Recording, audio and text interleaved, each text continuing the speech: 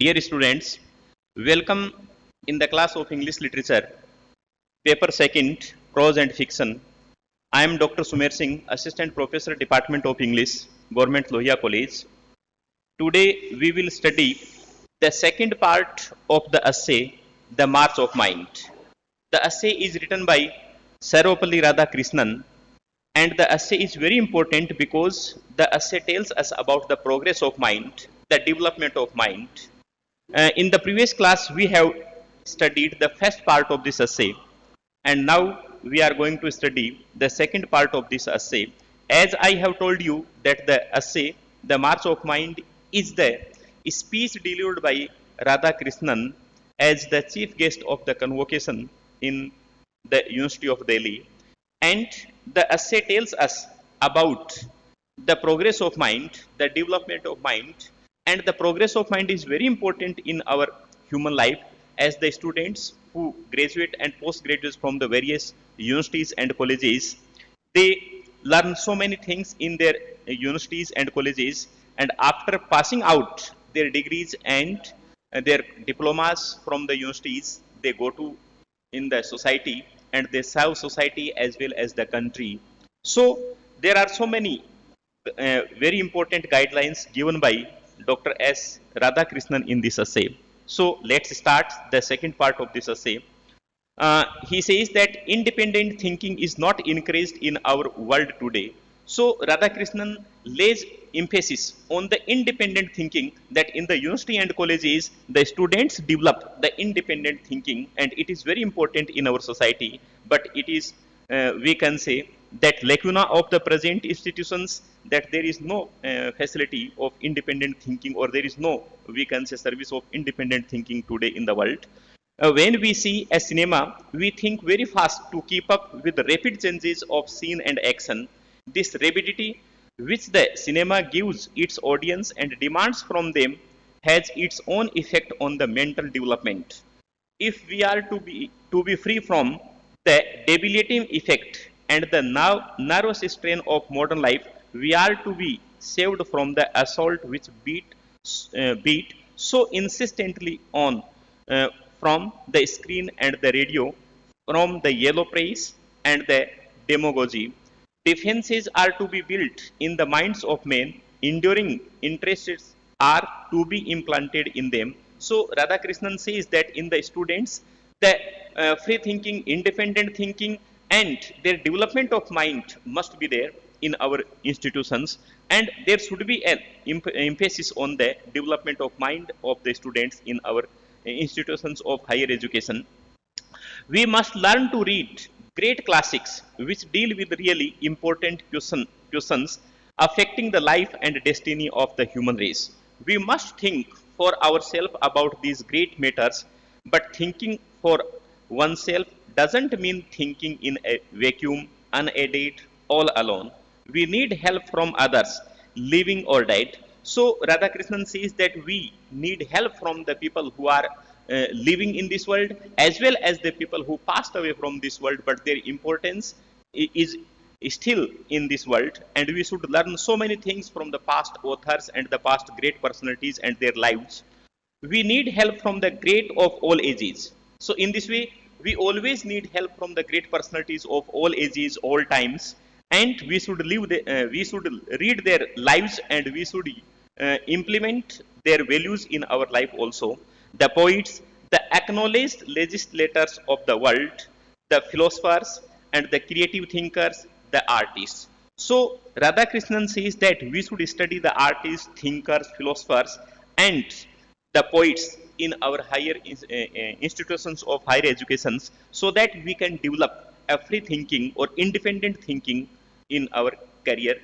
Whereas in science, we can be helped only by the contemporaries. In the humanities, helps come from the very great.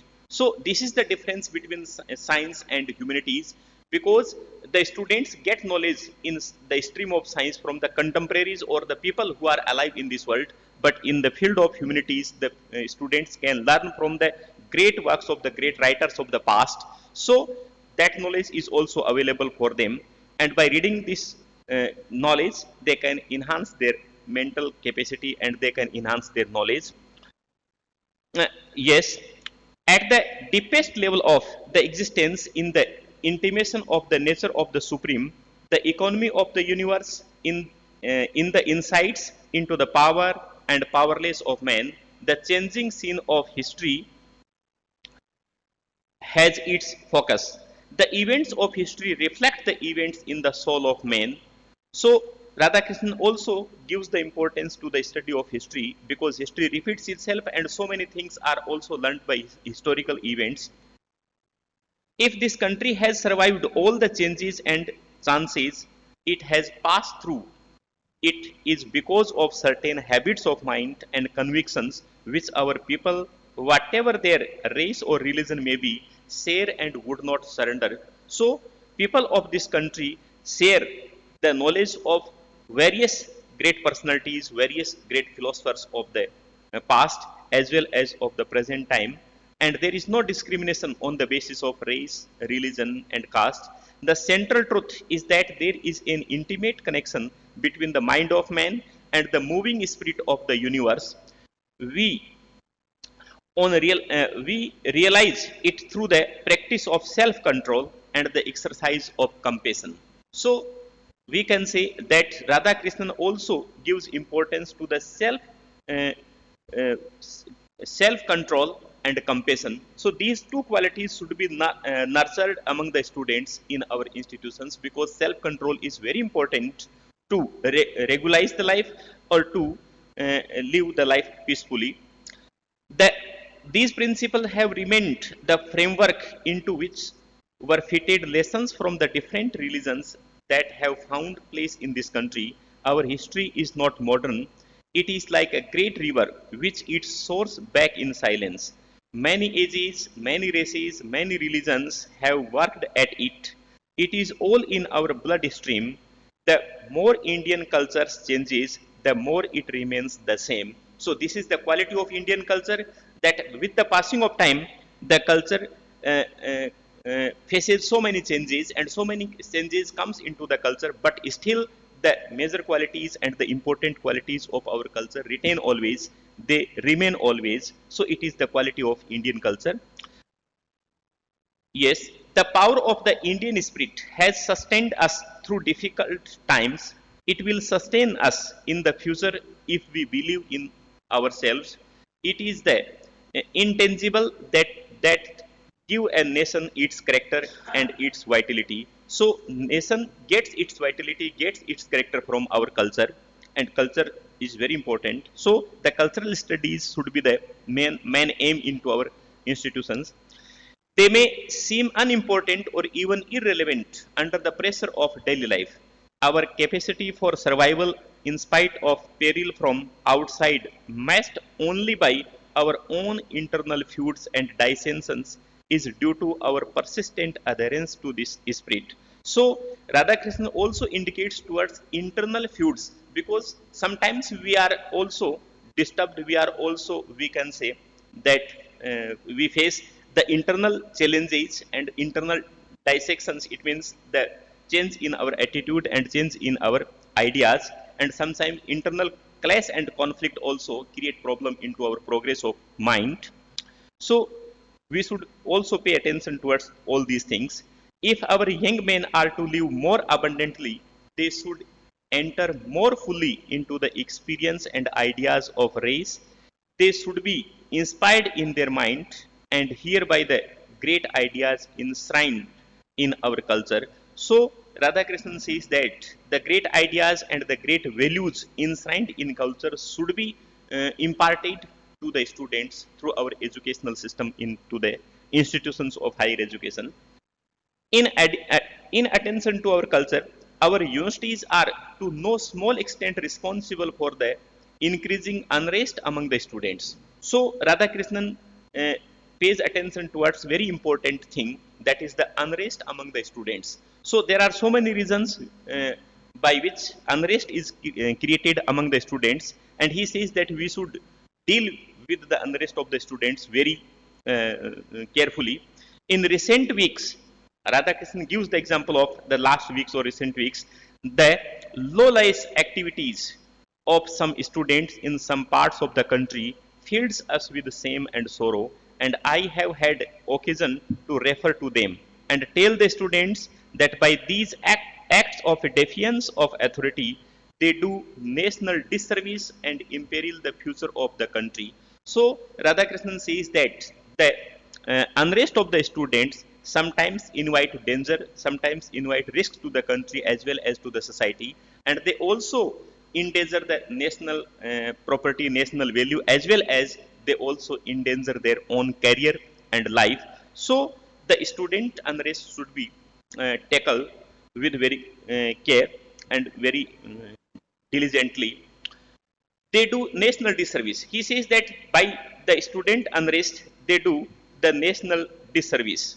So in this way, the students unrest should be tackled very carefully and imperil the future of the country. They also imperil, they also endanger the future of country, that they are traitors to the past, enemies of the future, and in during the unrest, students create some unwanted activities, and these unwanted activities are so harmful for the country and society that they are sometimes seems as a traitor to the past as well as the enemies of the future of the country.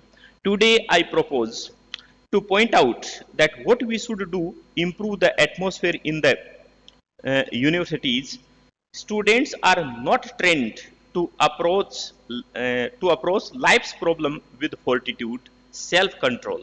So he says that students are not trained properly in the higher institutions to deal with the problems of our human life with fortitude and self control. It means with confidence and self control, and with the sense of balance which our new conditions demand.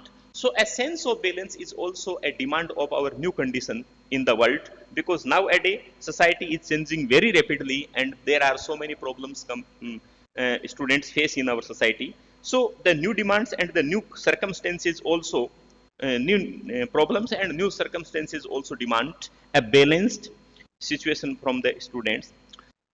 Without this disciplined enthusiasm for the great causes, students become a danger to themselves, to the society as a whole. So they also become danger for themselves as well as for the society and at the large scale for the country.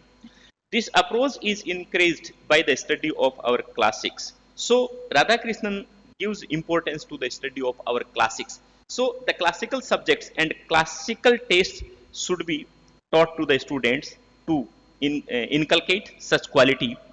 I hope that the universities will pay greater attention to this side of education. So, as an educationist, Radhakrishnan indicates towards the study of great classics. A university is essentially a corporation of teachers and students. Very important thing that university and colleges are a corporation of students and teachers. The relation between the teachers and students have been of a sacred character. That should be a sacred relationship. That should be a very good relationship between students and teachers in a university or in the institutions of higher education. The relation between the two have been of a sacred character. The kind of education that we provide our youth is determined overwhelmingly by the kind of men and women we secure as teachers. Magnificent buildings and equipment are no substitute for the great teachers. Very important thing that magnificent buildings, beautiful buildings, large campus, these things are no substitute of a good teacher or of a uh, trained teacher. Every attempt should be made to draw a good proportion of the best ability in the country into the teaching profession. So he says that the best ability, the man of best ability, the man of best capacity should be brought into the teaching profession, because teaching profession is the most important and sacred profession. So the country should try to uh, attract the good personalities into this profession. If this country is to participate in the march of mind in science and scholarship, universities must recruit for their staff some of the best minds of the country. So he also gives a very valuable guidance or suggestion to the institutions of higher education that they should recruit the best minds of country as the teachers of the university and colleges. The university teachers should be helped to live in comfort. They should provide all comforts. If he is to devote himself to learning, teaching and research, so it is very important for the teachers that they should provide all the facilities, all the comforts so that they can wholeheartedly dedicate towards the teaching, research and learning. As the young recruits to the university are paid low salaries. So it's a problem all over the country that the new recruits and young recruits are not paid properly, and they are paid low salary. They fail to appreciate intellectual values and get interested in writing textbook or obtaining examinership. So this is also the drawback of higher education or the system of higher education, that the young talented or young recruits are not being paid the good salaries, so they are attracted, they are tempted towards the other activities, and then the teaching is totally affected. I hope the university service will become an attractive as the all India services. So he says that like the all India services, university teaching, university job should be also preferred by the young recruits and the young intellectuals. For that is the only way to recruit and retain some of the ablest person for the university. As the example of the teacher has great influence on the pupils, we can't evade our responsibility to the teaching profession. A more enlightened public attitude is essential. So, Radhakrishnan says that enlightened public attitude is also essential in our teaching profession. So, in our teaching profession, uh, we have a great impact or influence upon our pupil and students. So this profession should be very sacred. Beside, our colleges have increased their numbers regardless of the fact that competent teachers are not employed to deal with these increased number. It is impossible for the students to get adequate academic tuition or moral guidance. So due to the shortage of the teachers, due to the we can say that lack of the uh, proper facilities for the teachers, the students suffer a lot and they are not able to get proper academic tuition and proper moral guidance from their teachers.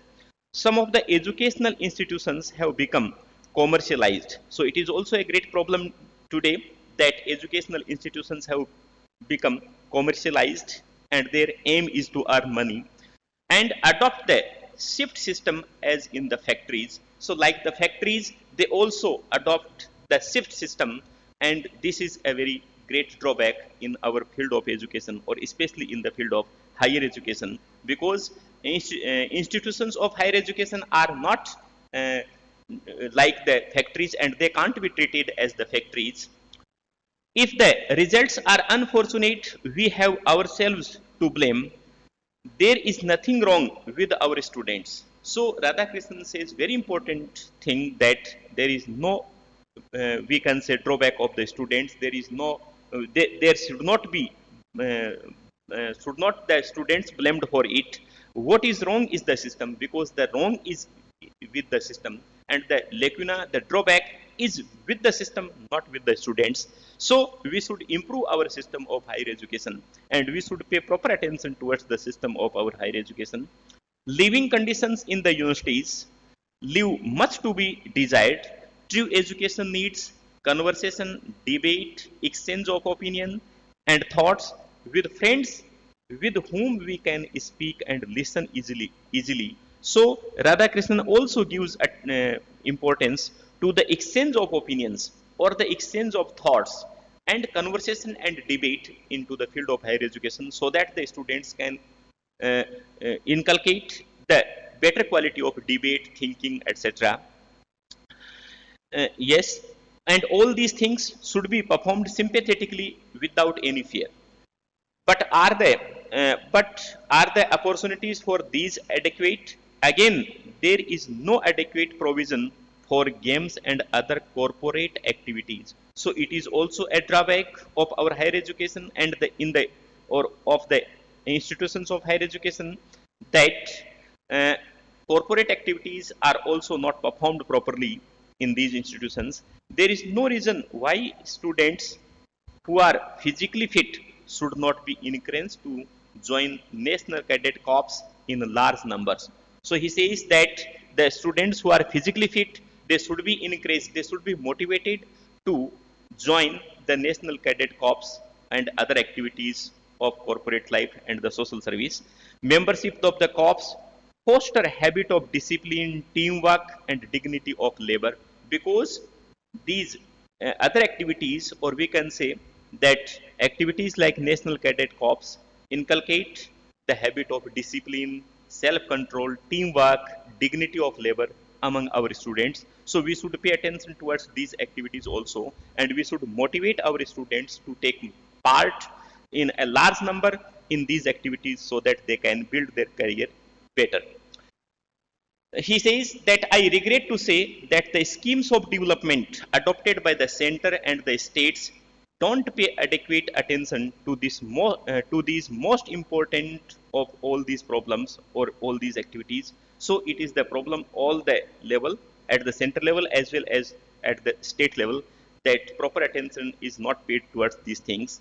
The education of the youth of our country, our whole experiment in democracy will suffer if education is not given top priority. So Radhakrishnan that advocates the top priority of education in our system, and he says that education should be given top priority in our democracy or in our system.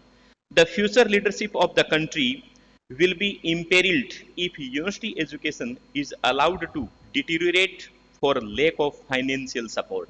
So the lack of financial support, or we can say that governments as well as central government and state governments are not interested to support financially to these universities and colleges. So it is also a drawback at our level, at our government level. So financial support should be given to the higher education institutions. Character is destiny. So it is very important that character is destiny. So the character building should be important. This maxim applies to individual as well as to a nation. We can't build rightly with the wrong material. So material should be right, then right building will be there, proper building will be there. If material is not good, then the building will be not good. So we should pay attention towards our building material, and the material is the students and the young intellectuals. They can build the better country. More than our intellectual ability or technical skill, what make you valuable to society is your devotion to a great cause. We have great natural resources, intelligent men and women, and if in addition we learn to work together with pride and spirit of dedication in the sacred cause of rebuilding our country. So Radhakrishnan says that in the rebuilding of our country, we should dedicate with our spirit, with our pride, and we should work together with our whole capacity in the rebuilding of our country. No one can prevent us from achieving our goal, and he says that if we do our efforts in this way, then no one can prevent us achieving our goal, and the goal is rebuilding the nation. So we can achieve our goal by working together with our full efforts. Our future destiny as a nation depends on our spiritual strength rather than upon material wealth. So Radhakrishnan, being a great philosopher, being a great uh, man of knowledge, also gives importance to the spiritual strength. So he says that spiritual strength is also important rather than material wealth, because material wealth is not so important as spiritual strength. So the students should gain spiritual strength during their educational life. Yes, the goal of perfection can't be achieved by weak, not the weak in body, but the weak in spirit. So he says that weak in spirit is a great lacuna. A weak in body is not a shortcoming, but weak in spirit is a great shortcoming. So we must be powerful. We must be full of strength in our spirit. The greatest asset of a nation is the spirit of its people. And he says the greatest asset, the greatest property of a nation is the, we can say, that spirit of its people. And the spirit of people is good, then the nation will be good.